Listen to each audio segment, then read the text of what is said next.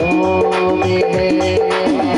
मेरी किस्मत का सितारा आपके हाथों में है। आपके हाथों में है प्रभु, आपके हाथों में है। आपके हाथों में है प्रभु, आपके हाथों में है। मेरी किस्मत का सितारा आपके हाथों में है। मेरी किस्मत का सितारा आपके हाथों में है। मेरी किस्मत का सितारा आपके हाथों में है। क्यों करूं चिंता फिकर में जिंदगी के खेल की। क्यों करूं चिंता फिकर में जिंदगी के खेल की।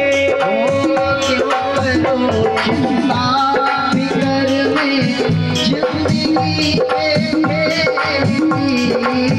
क्यों करूं चिंता फिकर में जिंदगी के खेल की। कौन जीता आपके हाथों में है। मेरी किस्मत का सितारा आपके हाथों में है। मेरी किस्मत का सितारा आपके हाथों। इतना भरोसा मत करिए, ये दुनिया बड़ी बेकार है प्यारे। तुम्हारे कष्ट को रो रो करके पूछता है दुनिया वाला, और उसके बाद में हंस हंस करके तुम्हारे कष्ट का मजाक उड़ाती है ये दुनिया। अगर रोना है ना तो मेरे ठाकुर के सामने रोइए कि प्रभु आप जैसे राखोगे हम तो उसी में राजी हैं। क्यों?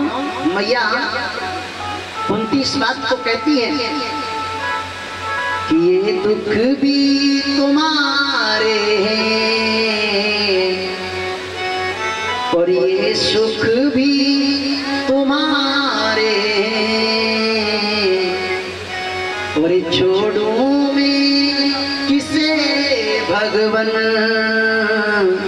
ये दोनों ही तुम्हारे हैं। और मैं छोड़ूं किसे भगवन, ये दोनों ही तुम्हारे हैं। ये दुख भी भगवान का है और सुख भी भगवान का है। अगर भगवान आपको अधिक सुख दे देना, सुख क्या चीज है? सुख क्या है? सुख है घर में मकान, घर का मकान हो, गाड़ी बंगला, बैंक बैलेंस खूब आपके पास हो, तो ये सुख है। लेकिन सुख जब आ जाए तब भी आप भगवान को मत भूलिए, तब भी आप भगवान को याद रखिए, क्योंकि ये माया जो है ना बड़ी बेकार है।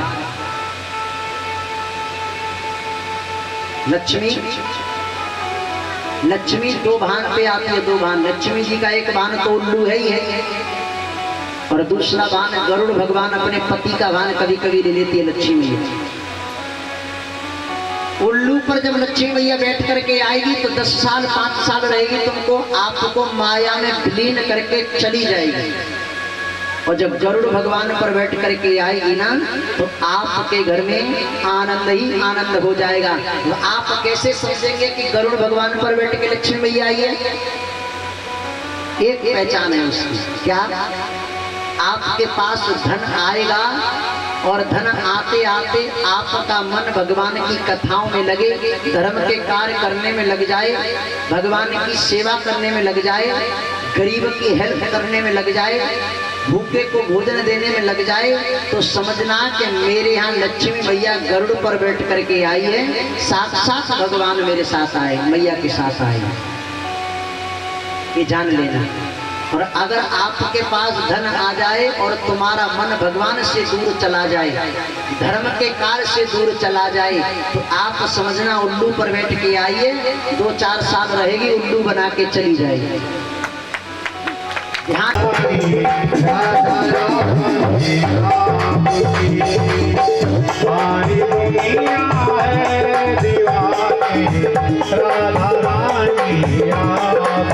और ये तन भी तेरा मन भी तेरा मेरा क्या। नमस्कार, मैं एकता और आप देख रहे हैं हंगामा टाइम्स न्यूज़। मधुबन पार्क में संगिनी हरितमा और हम जोली ग्रुप की के साथ जो ये गीता का पाठ चल रहा है, तीसरा दिन है, क्या खास रहा है मैम से जानते हैं। मैम, आज तीसरा दिन है, क्या खास है? ऐसा है, भागवत कथा हर दिन अलग अलग प्रकरण को लेके होती है, तो क्रमशः जो है वो ध्रुव की कथा, प्रहलाद की कथा, आज जो है शिव विवाह उन्होंने लिया था कि किस तरह से और किस वजह से गौरा जी ने पार्वती को वरण किया और शंकर जी को किस तरह से तैयार करके और गौरा जी से उनकी शादी तय की। तो आज वही प्रसंग चल रहा है, वही कथा चल रही है और तैयार हूँ मैं। गौरा जो है उनसे हमेशा हम लोग सुहाग मांगते हैं, तो आज मैं भी छोटी सी डिबिया में उनके सारी लेडीज़ के लिए मैं सुहाग लेके आई हूँ और साथ ही जो मिष्ठान होता है, पाहुर होता है, उनको सफ़ेद, उनको पेड़ा बहुत पसंद है, शिव को चढ़ाते हैं प्रसाद के रूप में, तथा साथ ही एक पकवान होता है जिसके रूप में मैंने उसमें चंद्रकला डालकर मुंह मीठा करने का प्रयास किया है, मुंह मीठा करने की तैयारी की। कितने लोग आज मौजूद हैं और हर दिन ऐसे भीड़ है?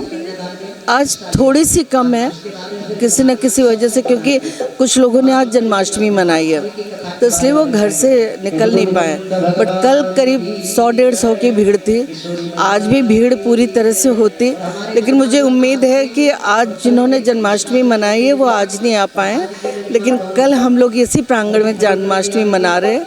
कृष्ण का जन्म होगा, शाह साहब जो है वासुदेव की भूमिका में होंगे और छोटा बच्चा नंदलाला के रूप में, और उसको जो है मथुरा से गोकुल आज कन्यादान करूंगी मैं और शिवा साहब करने जा रही हूँ अभी। तो मैं ये जानना चाहिए और क्या खास रहेगा और कल जन्माष्टमी में क्या क्या खास है, क्या सेलिब्रेशन? आज तो देखिए, एक तो बता दूं, कन्यादान आपने पूछा मुझसे, तो एक बार और मुझे इस अवसर मिला था, मेरे नाम की पर्ची आ गई थी तो अष्टादश पुराण उत्तरकाशी में, तो वहाँ भी मैंने कन्यादान किया था और विधिवत शादी की थी। आज मुझे अभी पता नहीं आगे के क्रम में क्या होने वाला है, लेकिन मौका फिर से मिला है कि मैं शंकर और पार्वती की शादी करूं और गौरा को जो है कन्यादान देके उनको सुहागन बनाऊं। ओम नमो भगवते वासुदेवाय, ओम नमो भगवते वासुदेवाय। वासुदेवाय बोलो नंदनंदनाय, वासुदेवाय बोलो नंदनंदनाय, वासुदेवाय बोलो नंदनंदनाय, वासुदेवाय बोलो नंदनंदनाय। नमो भगवते वासुदेवाय, ओम नमो भगवते वासुदेवाय, ओम नमो भगवते वासुदेवाय। वासुदेवाय बोलो नंदनंदनाय, वासुदेवाय बोलो नंदनंदनाय, वासुदेवाय बोलो नंदनंदनाय, वासुदेवाय बोलो नंदनंदनाय। ओम नमो भगवते वासुदेवाय, ओम नमो भगवते वासुदेवाय।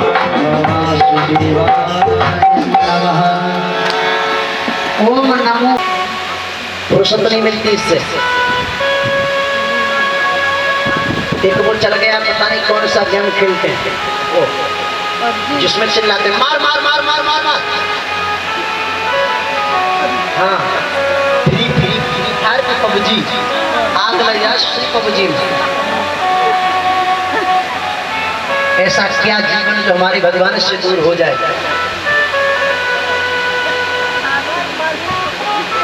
संस्थान को एक बार मैं पीजीआई में कथा कर रहा था, तो मैंने एक भैया थे तो उनसे कहा, भैया ये तो वाले थे, मैंने कहा बेटा नारियल ले आना। नारियल लेने गया नारियल बाजार में, तो बाजार में जब नारियल लेने गया तो वो वाला नारियल ला के दे दिया, जो हरा वाला नारियल नहीं होता जो हम लोग पीते हैं पाइप लगा के। महाराज ये तो मंगाया, मैंने बेटा ये पूजा में लगता है क्या? आज के समाज में नई जनरेशन को ये भी नहीं पता कि पूजा में कौन कौन सा सामान लगता है, क्योंकि उनको सिखाया ही नहीं गया। गुरुकुलों में, स्कूलों में तो उनको वही सिखाया गया। पिछले जमाने के मुगल शासक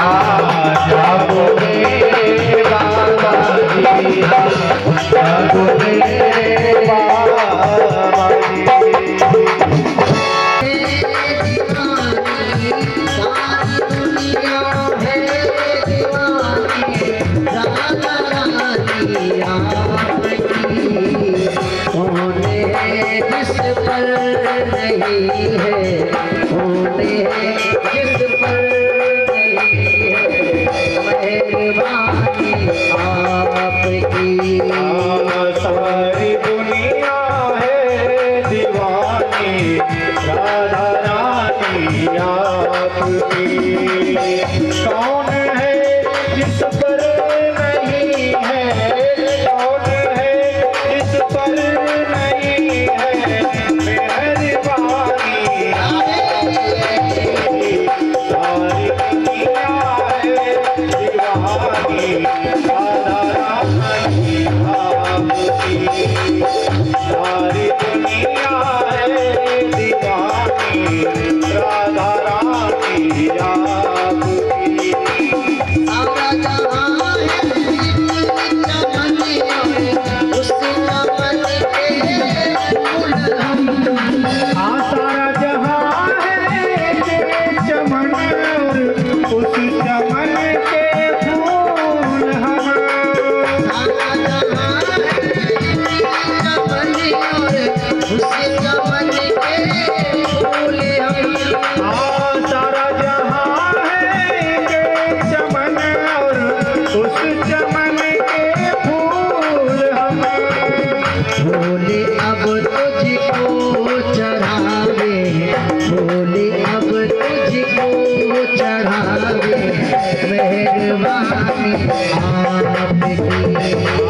साल अब तुझको चढ़ावे मेहरबानी आपकी। कौन है जिस पर नहीं है, कौन है जिस पर नहीं। भोलावन भगवान के क्रोध को शांत करेगा। तब ब्रह्मा जी ने कहा जाइए उनसे कहिए कि उनका भक्त ही उनके क्रोध को शांत करेगा। तो प्रहलाद जी से जाकर के नारद जी ने सारी कथा बताई। नारद जी प्रहलाद से कहते लाला जाइए भगवान के क्रोध को शांत करो। प्रहलाद जी गए हाथ जोड़ के भगवान के सामने खड़े, प्रभु अपने क्रोध को शांत करिए आप।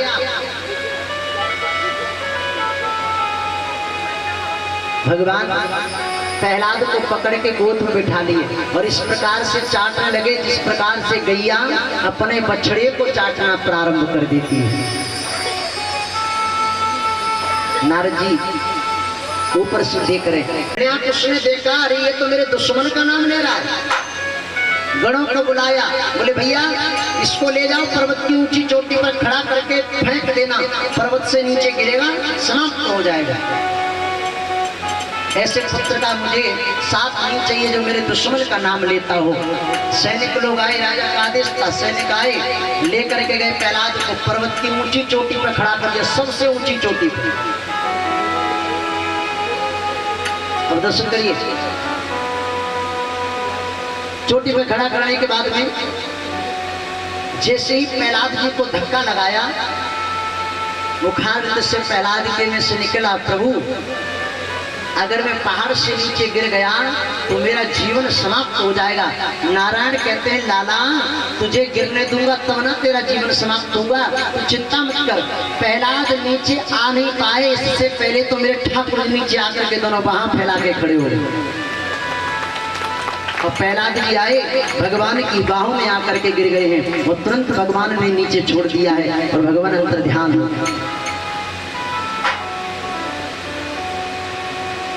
रखना मेरे प्यारे। भक्त बनिए भगवान पल पल लाज बचाने आता है, पल पल।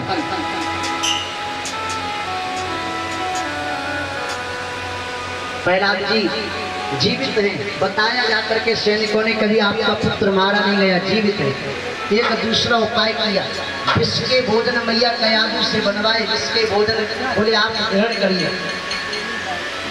प्रहलाद जी भगवान विष के भोजन ग्रहण कर रहे हैं और जैसे ही विष का भोजन प्रहलाद जी ग्रहण करते जावे मुखारविंद से निकला करे ओम नमो भगवते वासुदेवाय, तो जो विष था जैसे लोगों के साथ बैठ करके भगवान की सेवा करता है।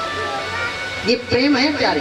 भगवान कहते हैं कष्ट जरूर दूंगा लेकिन तेरी नैया डूबने नहीं दूंगा, और ना ही भगवान नैया को डूबने देते हैं। कष्ट तो बहुत मिलता है लेकिन नैया कभी डूबने वाली नहीं होती। इसलिए मैं कहता हूँ कभी अपने संघर्ष को छोड़िएगा नहीं, और जितना आप संघर्ष करेंगे, जितना आप, लोग कहते हैं ना कि परीक्षा हो रही है, परीक्षा तो उसी की होती है जो पढ़ता है, जो पढ़ेगा नहीं तो परीक्षा कहाँ से लेंगे। तो भगवान परीक्षा जरूर लेते हैं लेकिन प्यारे चमकाने के बाद ऐसा छोड़ देंगे कि तुझे बोले भगवान के क्रोध को शांत करेगा। तब ब्रह्मा जी ने कहा जाइए उनसे कहिए कि उनका भक्त ही उनके क्रोध को शांत करेगा। तो प्रहलाद जी से जाकर के नारद जी ने सारी कथा बताई। नारद जी प्रहलाद से कहते लाला जाइए भगवान के क्रोध को शांत करो। प्रहलाद जी गए, हाथ जोड़ के भगवान के सामने खड़े, प्रभु अपने क्रोध को शांत करिए आप।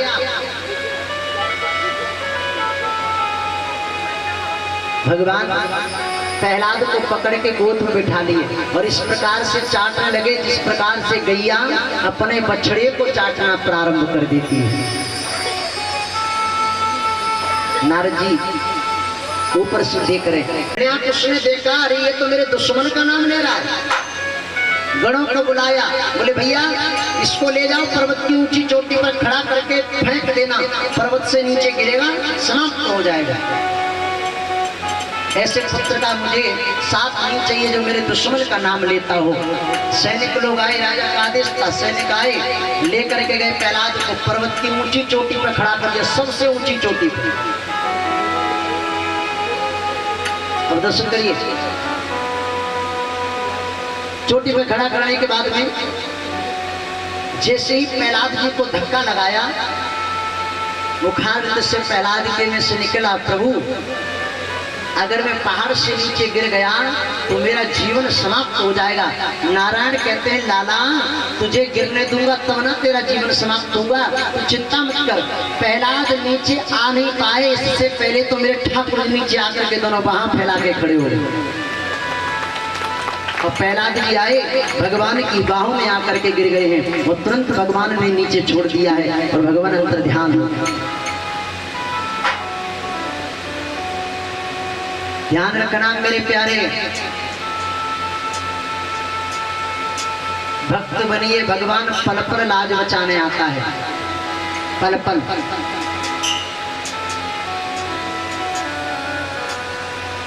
प्रहलाद जी जीवित हैं, बताया जाकर के सैनिकों ने कभी आपका पुत्र मारा नहीं गया, जीवित है। एक दूसरा उपाय किया, विष के भोजन मैया कयादू से बनवाए, विष के भोजन बोले आप ग्रहण करिए। प्रहलाद जी भगवान विष के भोजन ग्रहण कर रहे हैं और जैसे ही विष का भोजन प्रहलाद जी ग्रहण करते जावे मुखारविंद से निकला करे ओम नमो भगवते वासुदेवाय, तो जो विष था राक्षसों से कहना भैया आप और हम एक ही पिता की तो संतान है, हमारे तुम्हारे बीच में ये युद्ध किस बात है, झगड़ा किस बात है, हमें झगड़ा नहीं करना चाहिए। देवता भगवान विष्णु जी सारी कथा नारद भगवान को बताने लगे।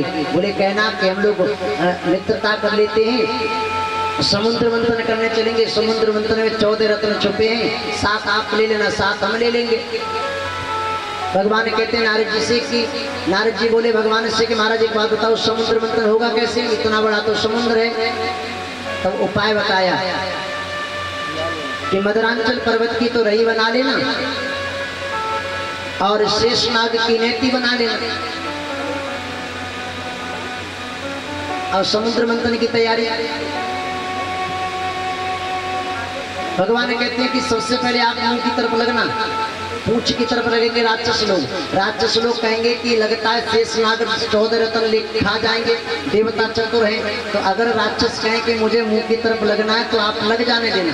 भगवान विष्णु जी पहले ही सारी कथा नारद जी को बता दी। नारद जी गए और राक्षसों से जाकर के मित्रता कर ली, और मित्रता करने के बाद में राक्षसों से कहा भैया आप चलिए, हम और आप एक ही पिता की तो संतान है, हमारे तुम्हारे बीच में युद्ध किस बात का है। अरे आज तक पता नहीं चला था, समुद्र में 14 रत्न छुपे, 7 आप ले लेना, 7 हम ले लेंगे। राक्षस लोगों ने मित्रता कर ली, गए भैया समुद्र मंथन के लिए। मदरांचल पर्वत की रही बनाई, शेषनाग की नहती बना के मदरांचल पर्वत से समुद्र मंथन करना प्रारंभ किया। देवता मुंह की तरफ लगे थे, राक्षसों ने कहा भैया हम तो मुंह की तरफ लगेंगे। देवताओं ने कहा जा तुम लग जाओ मुंह की तरफ। देवता पूंछ की तरफ लग गए, राक्षस मुंह की तरफ लग गए। समुद्र मंथन होना प्रारंभ हो गया। जब शेषनाग से समुद्र मंथन किया जा रहा था, शेषनाग पर जोर पड़ा, फुसकार मारना शुरू किया। जितने राक्षस थे सब काले पड़ गए जहर के मारे।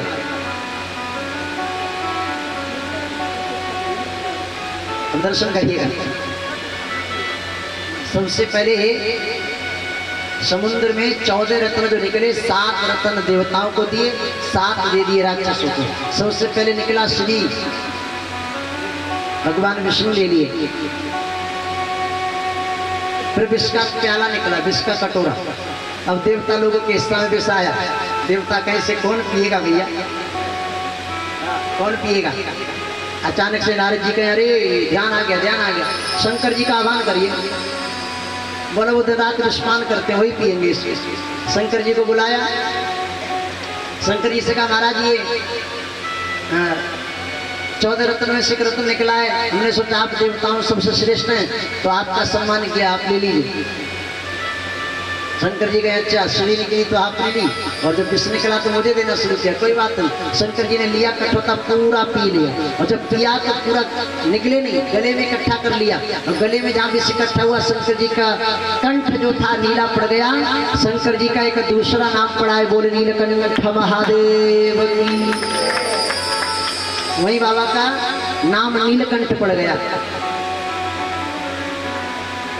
एक बड़ी सुंदर कथा याद आ गई आज के जीवन को देखते हुए। इतना भरोसा मत करिए, ये दुनिया बड़ी बेकार है प्यार। तुम्हारे कष्ट को रो रो करके पूछता है दुनिया वाला, और उसके बाद में हंस हंस करके तुम्हारे कष्ट का मजाक उड़ाती है ये दुनिया। अगर रोना है ना तो मेरे ठाकुर के सामने रोइए कि प्रभु आप जैसे राखोगे हम तो उसी में राजी हैं। क्यों? मैया कुंती इस बात को कहती है कि ये दुख भी तुम्हारे हैं और ये सुख भी तुम्हारे हैं, और छोड़ूं मैं किसे भगवन, ये दोनों ही तुम्हारे हैं, और मैं छोड़ूं किसे भगवन, ये दोनों ही तुम्हारे हैं। ये दुख भी भगवान का है और सुख भी भगवान का है। अगर भगवान आपको अधिक सुख दे देना, सुख क्या चीज है, सुख क्या है? सुख है घर में मकान, घर का मकान हो, गाड़ी बंगला, बैंक बैलेंस खूब आपके पास हो, तो ये सुख है। लेकिन सुख जब आ जाए तब भी आप भगवान को मत भूलिए, तब भी आप भगवान को याद रखिए, क्योंकि ये माया जो है ना बड़ी बेकार है।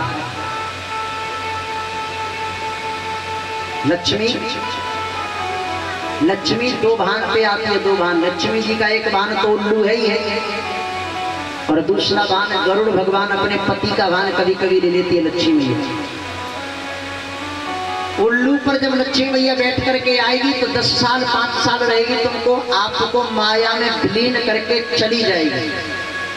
और जब गरुड़ भगवान पर बैठ करके आएगी ना तो आपके घर में आनंद ही आनंद हो जाएगा। तो आप कैसे समझेंगे कि गरुड़ भगवान पर बैठ के लक्ष्मी मैया आई है? एक पहचान है उसकी, क्या?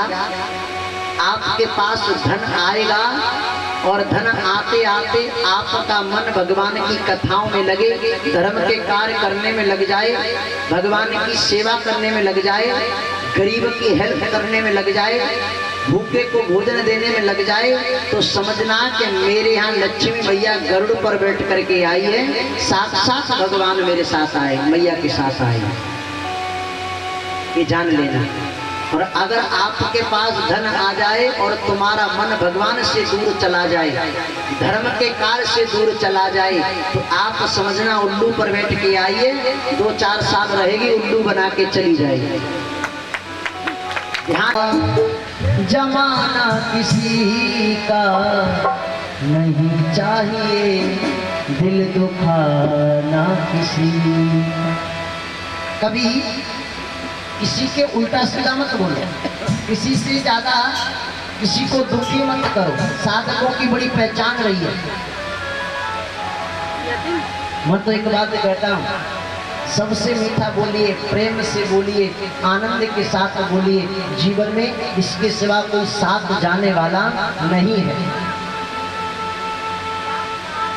प्रहलाद जी अपने पिता को यही समझा रहे हैं कि पिताजी भगवान कहाँ नहीं है, हम और आप पहचान नहीं पा रहे भगवान को। भगवान को पहचानने के लिए हमें अपनी वो आंखें खोलनी पड़ेंगी, तब हम ठाकुर जी को पहचान पाएंगे। और भगवान कभी एक वेश में नहीं आता, भगवान न जाने कौन कौन सा वेश धारण कर लेता है। भगवान आकर के माध्यम बन करके भी आते हैं, भगवान प्रेम धारण करके भी आते हैं। इसलिए मैं कहता हूँ, आने वाले जीव का, आने वाले अतिथि का सम्मान करिए, न जाने किस वेश में तो नारायण मिल जाए। प्रहलाद जी अपने पिता को ज्ञान का सार सिखाए रहते, इतने देर में धड़िया को उसको क्रोध आ गया, खड़ग तलवार ली और जैसी खम्मा के अंदर मारी, खम्म बीच में से फट गया और उसमें से नरसिंह भगवान का अवतार हो गया। बोलिए नरसिंह भगवान की। जैसी नरसिंह भगवान अवतार लेकर के आए, दौड़ करके हड़ियांकुश को पकड़ लिया। हड़ियांकुश को पकड़ने के बाद में भगवान कहते हैं, मैं तुझे छोड़ूंगा नहीं, अब तुझे मैं मार दूंगा। हड़ियांकुश कहता है, तुम मुझे मार नहीं पाओगे। बोले क्यों? मैंने भगवान से वरदान प्राप्त किए हैं। जरा महाराज ये तो न गया, मैंने बेटा ये पूजा में लगता है क्या? आज के समाज में नई जनरेशन को ये भी नहीं पता है कि पूजा में कौन कौन सा सामान लगता है, कि तो उनको सिखाया ही नहीं गया। गुरुकुलों में, स्कूलों में तो उनको वही सिखाया गया, पिछले जमाने के मुगल शासक की कथाएं। ग्रंथों के बारे में पढ़ाया ही नहीं गया, तो ग्रंथों के बारे में जानेंगे कहां से? एक बात बताएं, अगर सनातन को बचाना है ना, सनातन को आगे बढ़ाना है, और अगर अपने आप को आप समझते हैं कि हम सनातनी हैं, तो आप अपनी संतान को पूजा के सामान को लेने के लिए भेजना प्रारंभ करिए। ये लेके आओ, वो लेके आओ, भगवान की कथाओं के बारे में बताइए, भगवान के चरित्र के बारे में बताइए, भगवान की स्थिति के बारे में बताइए, भगवान ने कहाँ जन्म लिया, कौन माता पिता है, वो सब बताइए। तब जाकर के आपकी औलाद आगे जीवन में तरक्की लाएगी। इंजीनियर बनाते रहोगे ना, आपको एक दिन वृद्धाश्रम में जाना पड़ जाएगा, ये जान लेना। मैं सत्यता बता रहा हूँ। किस्मत का सितारा आपके हाथों में है। मेरी किस्मत का सितारा आपके हाथों में है। मेरी किस्मत का सितारा आपके हाथों में है। आपके हाथों में है प्रभु, आपके हाथों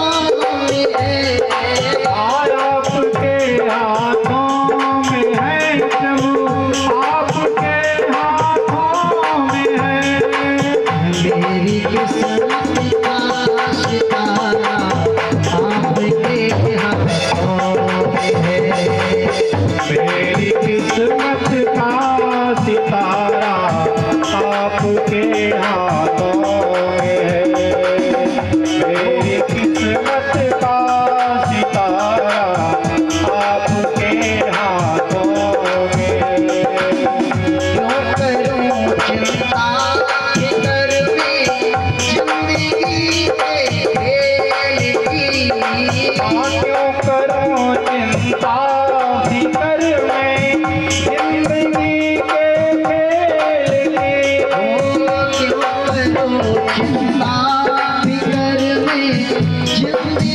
के खेल की हाँ क्यों करूं चिंता फिकर में जिंदगी के खेल की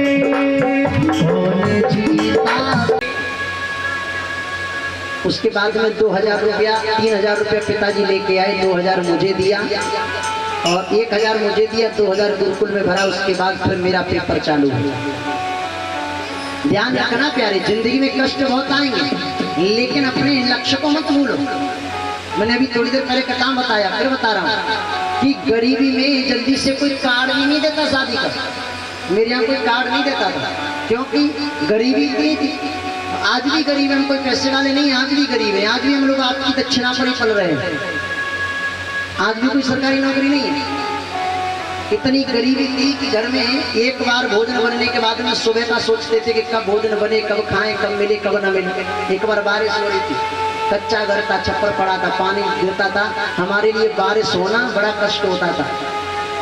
सारी सारी रात पानी मग्गे से निकालते रहते थे हम लोग, सोते नहीं थे। एक खाट थी, उसी पर माँ मेरी मुझे लेकर के बैठी रहती थी।